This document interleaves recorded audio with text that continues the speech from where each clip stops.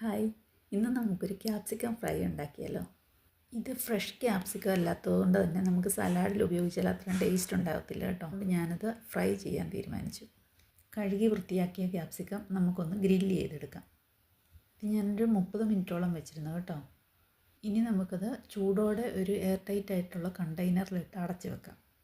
അതിൻ്റെ പുറത്തെ skin easy ആയിട്ട് പൊളിഞ്ഞു പോരാനായിട്ടാണ് നമ്മൾ അങ്ങനെ ചെയ്യുന്നത്. ഇനി അതൊന്ന് തണുത്ത് വരുമ്പോൾ അതിൻ്റെ സ്കിന്നും ഉള്ളിലുള്ള സീഡ്സും എല്ലാം മാറ്റിയെടുക്കാം. 2 ക്ലൗസ് വൃത്തിയാക്കി അത് ചെറുതായിട്ടൊന്ന് കട്ട് ചെയ്തെടുക്കാം. കട്ട് ചെയ്തെടുത്ത ഗാർലിക് നമുക്ക് ചെറിയൊരു ഗ്ലാസ് കണ്ടെയ്നറിൽ ഇട്ട് വെക്കാം. അതിലേക്ക് കുറച്ച് മാത്രം ഒലിവ് ഓയിലും ആവശ്യത്തിന് ഉപ്പും ചേർത്ത് നന്നായിട്ടൊന്ന് മിക്സ് ചെയ്യുക. ഇനി നമ്മുടെ ക്യാപ്സിക്കം നീളത്തിൽ കട്ട് ചെയ്ത് ഗാർലിക്കിലേക്ക് ചേർത്ത് കൊടുക്കാം. അതിലേക്ക് 1 ടേബിൾ സ്പൂൺ വിനെഗർ കൂടി ആഡ് ചെയ്ത് ഫ്രിഡ്ജിൽ സൂക്ഷിച്ചാൽ ടേസ്റ്റി ആയിട്ടുള്ള ഒരു സൈഡ് ഡിഷ് റെഡിയായി. വീണ്ടും കാണാം. ബൈ.